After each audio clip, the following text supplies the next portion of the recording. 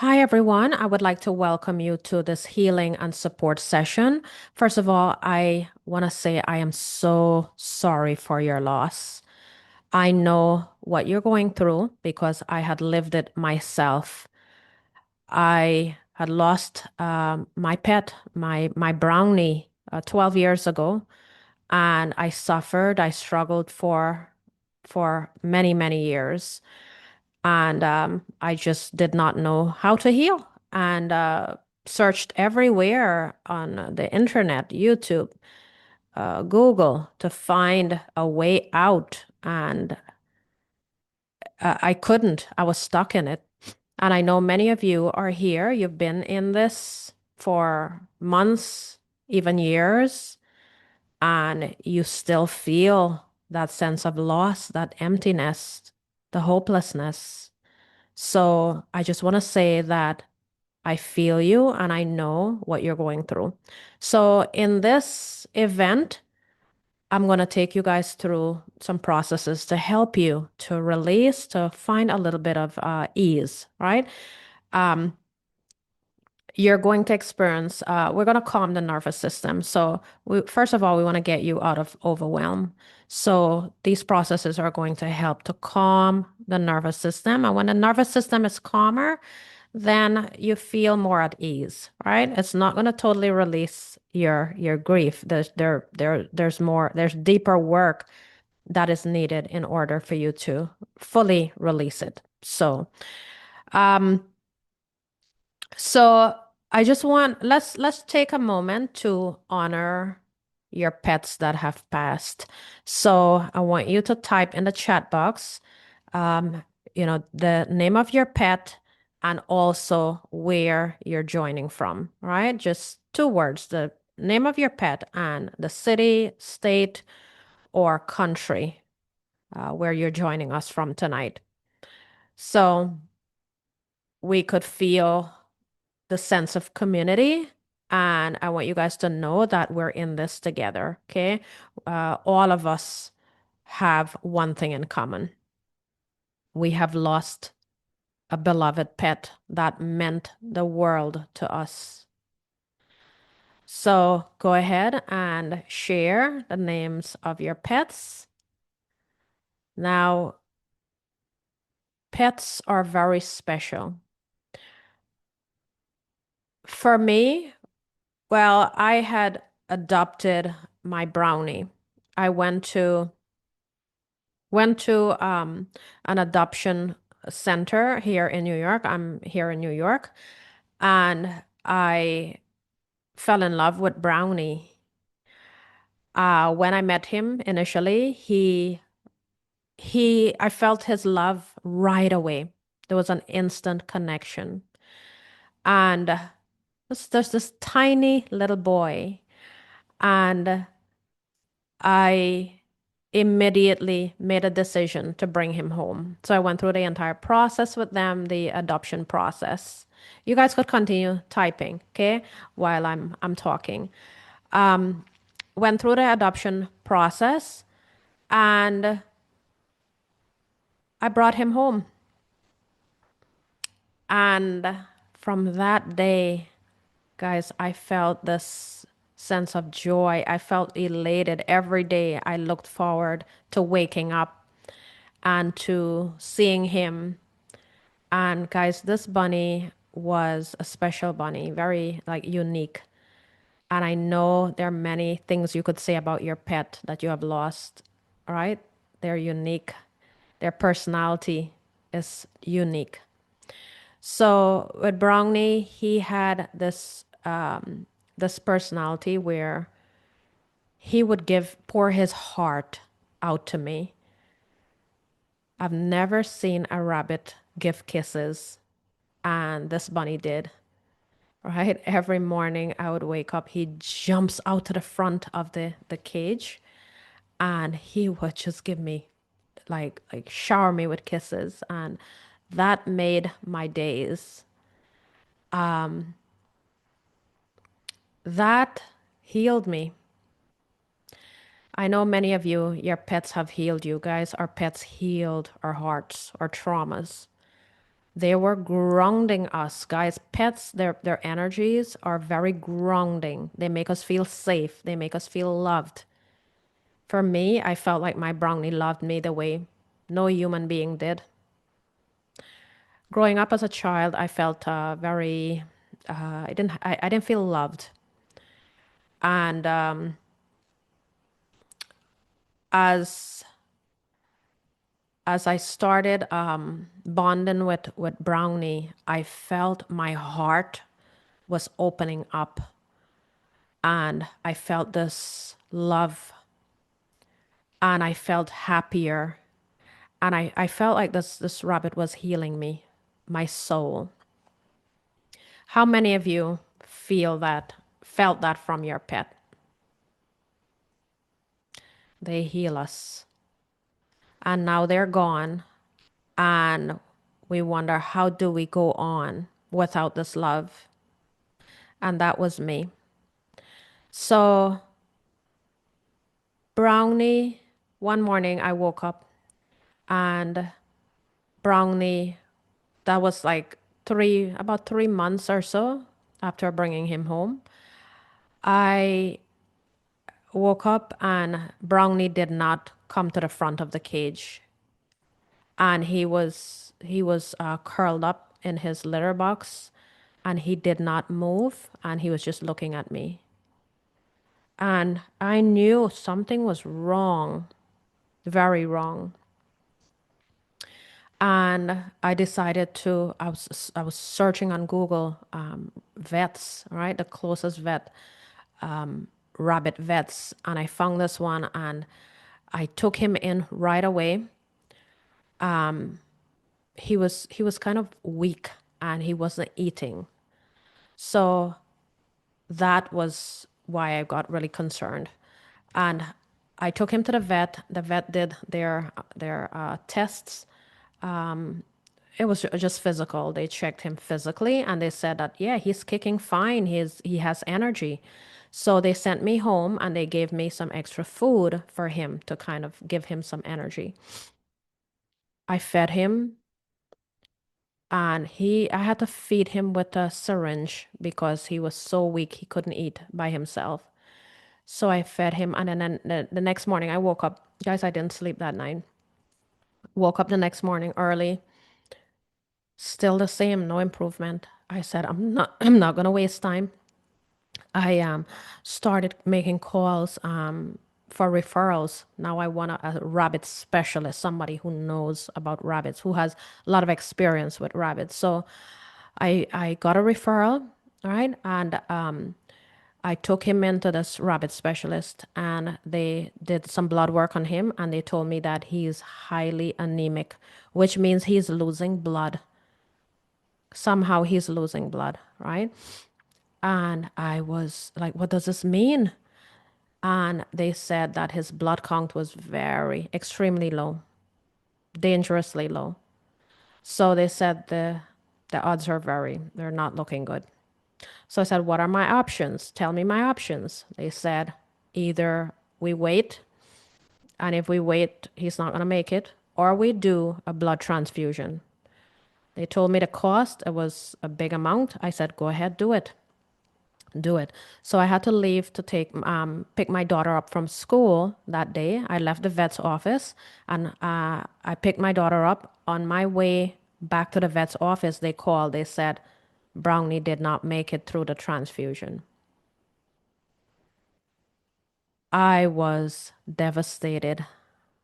How could this be? Yesterday, Brownie was happy, healthy, giving me kisses.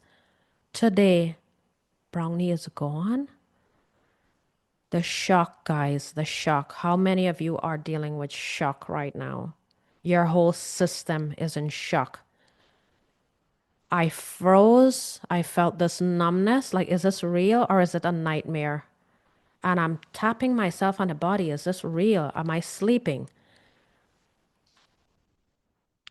Guys, from then. So I decided to go. I didn't ask. I couldn't find the strength to ask to see his body. I said, I said, just, can you keep him for me? At that point, at that time, my husband at that time, now my ex, he was in Florida, right? And he was doing checking on our properties. So I waited. I told them to keep Bunny. So I called him. I told him, I said, you need to come home because I can't pick Brownie up. I can't. So can you come home and pick him up and we will do a ceremony and a burial? So he booked a flight, came home. Guys, when he brought Brownie from the vet's place, I would never forget that day. He opened the trunk of his car and he picked up this plastic bag, you know, the plastic bags that you get at a grocery store. He picked up this bag. It's frozen. It has ice on top, and it's, you know, how it's, you know, when you have something frozen, like meat frozen, it's glued to the plastic bag. That was the way I saw Brownie. That movie, that scene haunted me for years. I couldn't get it out of my head. How many of you have a scene like that where you're replaying the scene over and over in your mind and it just would not go away? I tried to delete it from my mind, forget about it, and it kept popping up. And on certain days when I felt like, oh, I finally feel at ease somehow, maybe I'll have a better day, and the scenes keep looping in my mind. How many of you are experiencing that? I know it's not easy. So we did a burial, we put flowers, we said our prayers, said goodbye, and that was it. The silence afterwards, this eerie silence. The house is quiet. I don't know what to do with myself. When I wake up tomorrow, how would I deal with this? This emptiness. The home felt empty. My heart felt empty. There was this eerie, quiet silence. So weeks went by, months went by, couldn't find peace, could not find closure, could not stop this grief. I decided to book an appointment with an animal communicator that I found on the internet. I said, maybe this will give me some peace and closure. I want Brownie back. That's all I want. Where is he? Where can I find him? I was delusional. So I said, I just want my Brownie back. That's all I want. Nothing could make me happy anymore. So I booked a call with the animal communicator. And she said to me that Brownie is okay. Brownie is at peace. And Brownie chose this. And when animals pass, they're here. She said to me that they're here to teach us lessons. For me, that lesson was to pay attention. Pay attention. I blamed myself for Brownie's death because I felt that he ate something that he wasn't supposed to eat. And I blamed myself for having him roam around the house. Maybe ate something that is, you know, things that are healthy for us could be toxic for bunnies. I felt like maybe something fell on the floor, vegetable that he wasn't, I don't know. But I took on that responsibility of, I felt like I killed my pet. I killed my baby. So she said to me that they're here to teach us lessons. For me, pay attention. Pay attention to what's in front of you. I was busy with work, fighting to make money. Stupid, something that doesn't even matter that much. Fighting to make money. Even if I had a lot of money at that time, I had, my real estate business. And I'm saying to myself, why is my focus here instead of seeing all the love that this rabbit had to give me? I'm busy chasing money. So that was my lesson. Pay attention to the people around you, to the love that people give you, or pets. And that was my lesson that I walked away with. Now I want you, do you have a lesson that your pet taught you? And I want you to write it down right now because I know that this lady is making sense. They're here to teach us some lesson. What is a lesson that your pet came? They came into your life and they taught you something. What is that one thing? I want you to type it in the chat box. So she said Brownie is okay and Brownie doesn't want you to hurt. I said, am I hurting Brownie when I hurt? She said that they feel something, like a nudge. And she said, imagine, your pet wants to play in pet heaven. And every time you break down and you cry, they're looking back and they're like, they want mommy or daddy to be okay. And it keeps them, right? It keeps them, it does something to them that it's not, I think their souls want to be free. And when we hurt, it restricts that somehow. So then I walk from that reading, it gave me some clarity, some peace, and I walked away with something, right? But then the following day, I said to myself, no, the day I went home, I said, that's it. I am letting go. Time to let go of this pain. I'm not going to hurt anymore. I'm not going to grieve anymore. I'm letting go right now. Guys, the pain got worse. At that time, I realized I'm stuck. I'm stuck with this pain. How do I get help? So I went to a counselor. I said, I don't want to cause this bunny, I want to send bunny love because this rabbit loved me. And wherever he is right now, even in a different dimension, I want to remember him with love. And this pain is taking up all of my consciousness, all of my energy. And there's no space for love. When you're hurting, you can't love when you're hurting. How many of you could relate? All you feel is the pain. So I went to a counselor and she said to me, you know what she said to me? How many of you guys are seeing counselors, pet counselors? She said to me, you should get a new pet. So I did. I got Oreo. Drove all the way to New Jersey, adopted Oreo. I wanted the same breed of rabbit, a dwarf. So I got Oreo, black and white cookie. So I brought Oreo home and I was happy. I felt happier, right? And I was like, wow, this is something that could heal my heart. Guys, that night, it all came down like an avalanche, the emotions. And I started weeping like a baby, cried my eyeballs out to sleep. The next morning, I woke up and I'm looking at Oreo and I like, this is not Brownie. I can't bond with this rabbit, this new pet, guys. Months went by and I'm hurting more and I can't bond with this. I tried, guys. I tried. If you're still in grief and you're considering do not do that. The grief is going to bubble up later. Guys, I've studied this for many years.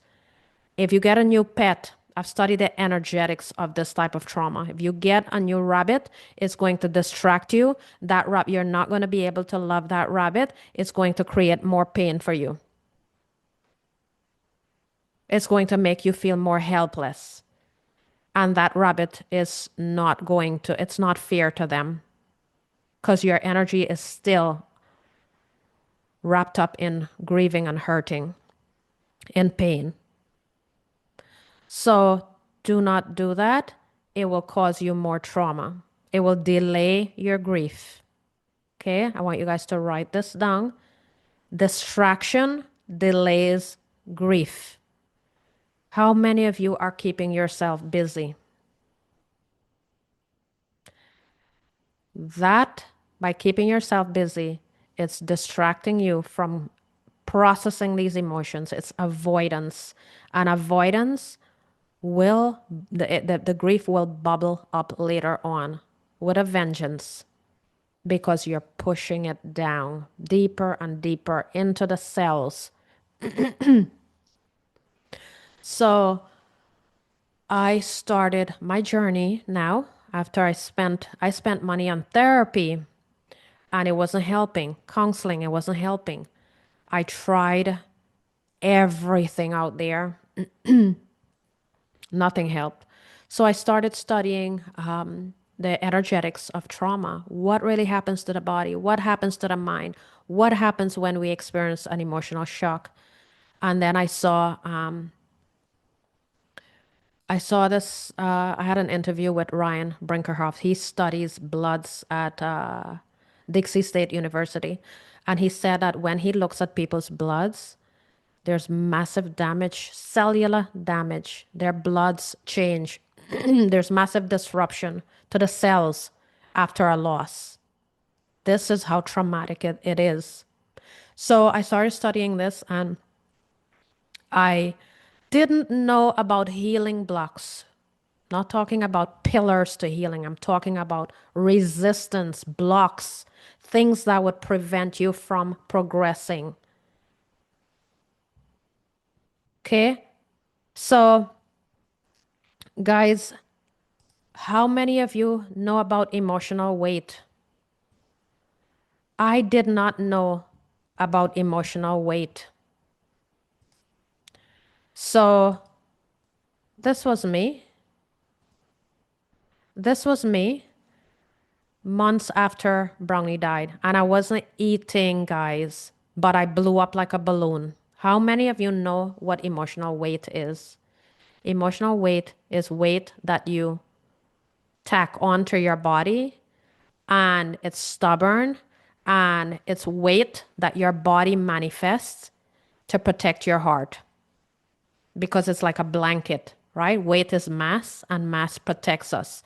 So this was at my sister's wedding, guys. This was a woman who had no self-esteem,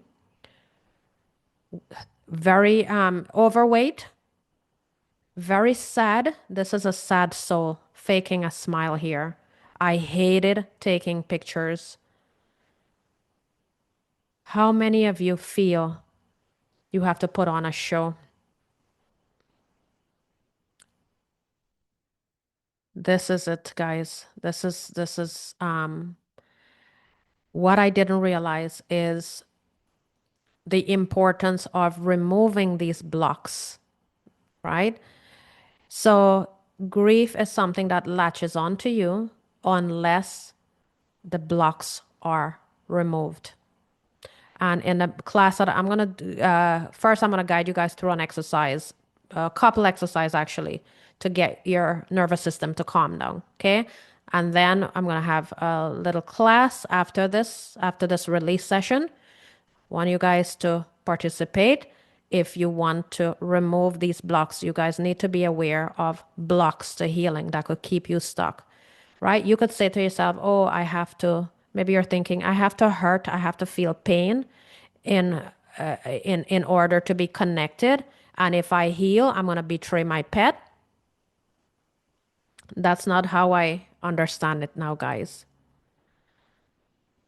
If I know from that reading, I know that I'm causing something, right? Preventing my pet from transitioning properly by hurting. I don't want to hurt. I don't want to stay in it. But I want to release it so that it doesn't show up as trauma. So guys, I healed myself. I removed the blocks. There are 5 blocks, which I'm going to talk about. I'm going to show you guys what is blocking you right now.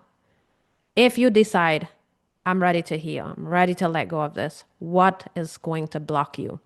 And what is going to cause that grief to latch on tightly? Doesn't matter what you do, the grief will latch on. These are blocks. So I'm going to talk about that after the healing. Okay. So release the blocks. And I felt the sense of peace. I healed, right? I healed myself. And that was, guys, I was in a circle where I got certified in one modality. I got a little bit of relief. I got certified in another modality, spent another $30,000, got a little bit of relief from that. Then I'm like, oh, I need this, another $30,000 or $40,000. These certifications that I have, guys, they're costly. And I was committed. My health, mental, emotional was my priority because I knew that my daughter was suffering also with me. I knew that if I didn't heal, it would have a negative ripple effect on my entire life, my health, and my relationship. I ended up in a divorce, guys, because how many of you feel disconnected? Your heart is closed off. You just want to be by yourself. How many of you are feeling that? So the need for connection, people around us, they're loving us, but we're not seeing it. And that causes relationship struggles because other people suffer. How many of you have loved ones around you and they're seeing you in this state and they want your love, but you can't love them because your heart is closed off? So I healed myself and then I went through many, many modalities, spent hundreds of thousands of dollars because I was searching for peace. And I knew that I would find it. I would not stop until I found it. So I did real estate back then, an investor.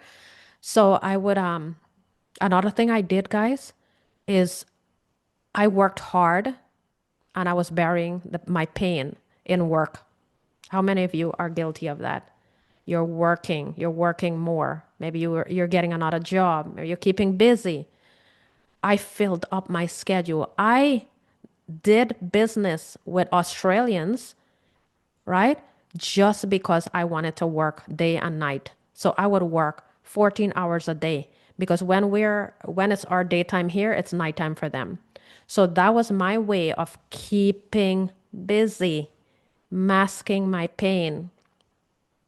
Don't do that, guys. I'm going to show you the way. Okay. So after I did all of this work on myself, I felt connected to myself. I felt joy. And guess what? I felt Brownie's connection stronger, guys. When we're hurting, we can't connect with our pets. So I set up a nice little spot for him in my home where I have his photo and all of that.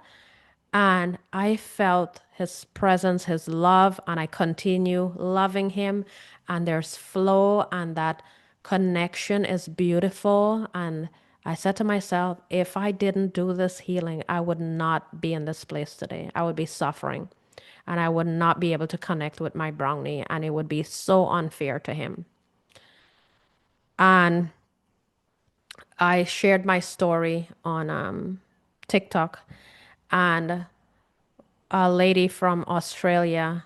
I started helping people, right? So helping people with grief.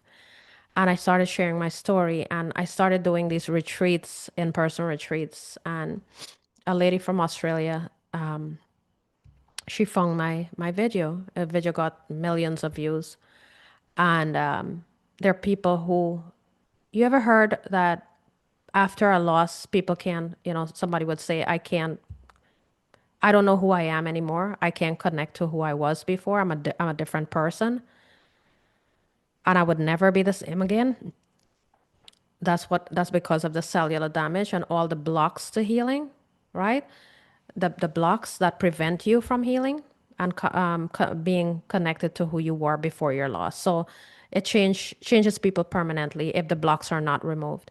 So she found me and then she said, I want to come to your retreat. So I said, my retreats are $5,000 for 3 days. $5,000, but it accomplishes a lot in 3 days. So we get the body, we get layers. Imagine trauma is like an onion, and you have to peel off layers and layers. So we get many layers peeled off in one session, right? One day. So that's why they're very transformative. Some of you guys applied for retreats and they were already filled up. We're going to be opening spots in March, okay? So they're booked up right now.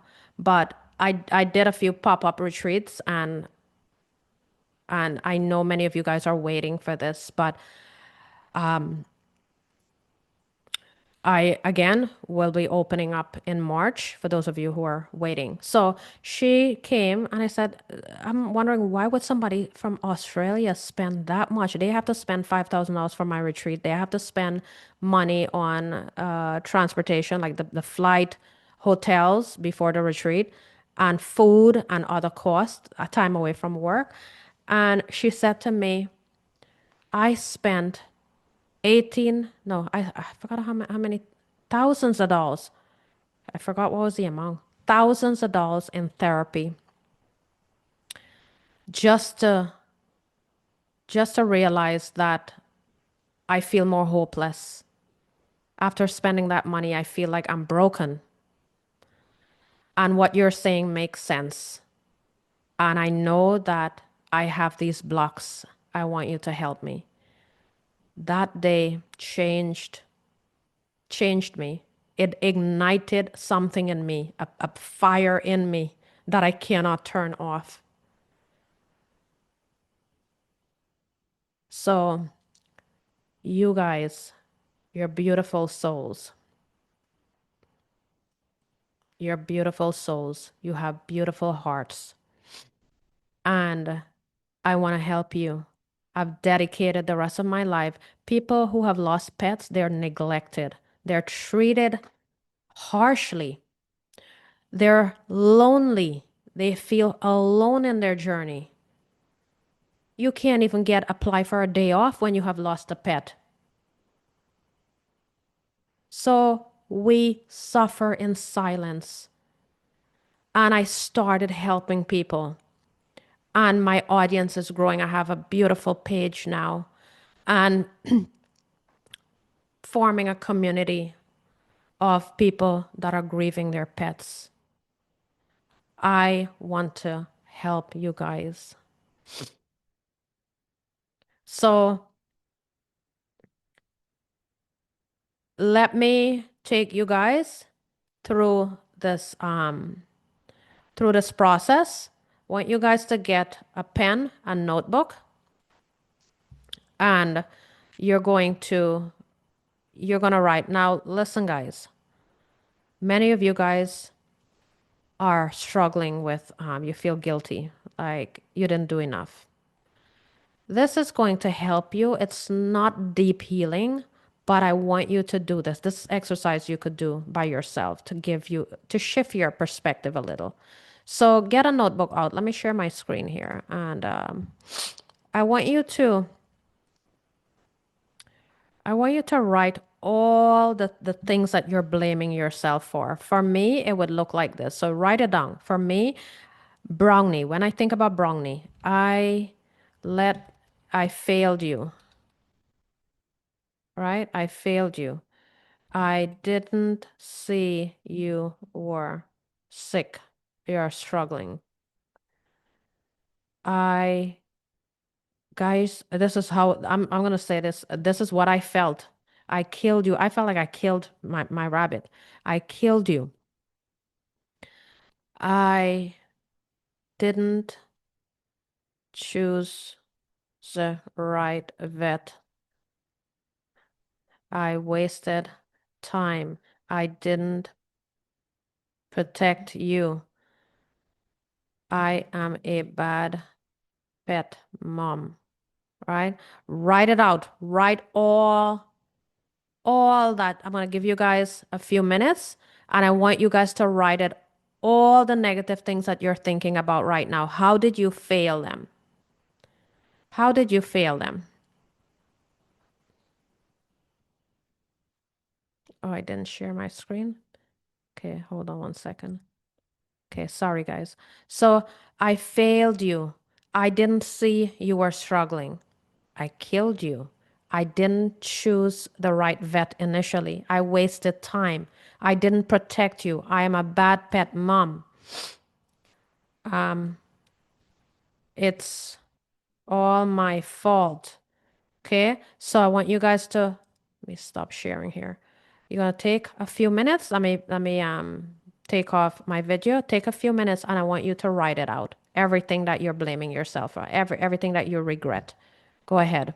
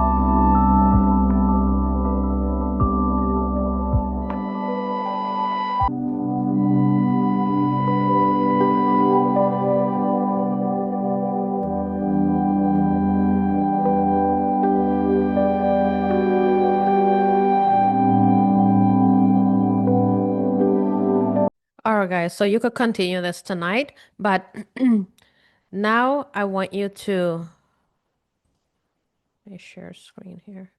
I want you now, you see, your mind sees all the negative that you did, right? Now I want you to write all the things that you did for your pet. I took care of him or her. I fed, I'm going to use him for Brownie, right? I fed him. I gave him shelter. Um, I spoiled him, right? I bought toys for him, right? Maybe you saved him from something really bad. Guys, there are animals out there that are suffering. They're exposed to the elements, they're exposed to danger, and you brought your pet in. Let go of this guilt. You brought your pet in, you took care, I gave him love and attention. Um, I give him comfortable bed. How many animals are out there? They don't have a beautiful bed like you provided for your pet.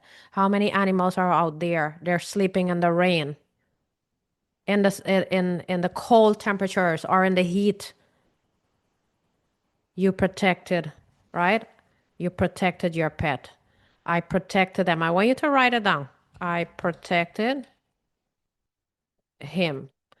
Okay, and you write all, I know this is hard. I want you to push yourself. I protected him or her. It's going to be hard, but find them, guys. Find all the positives. Write it down.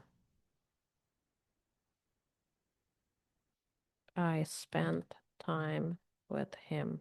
I spent time with him. I took him for walks. He felt my love. If they didn't feel your love, they would not react. Guys, how many of you when you go home, your pets are the happiest, right? They're flouncing around, they're happy, they're joyful because they felt your love.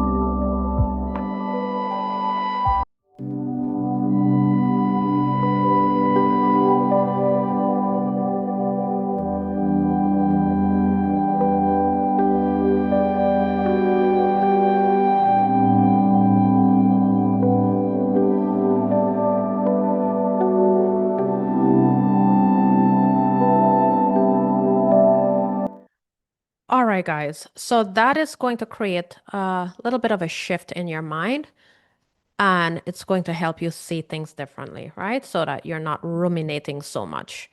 But guilt is like a thick emotion. It needs to be addressed, at a deeper level.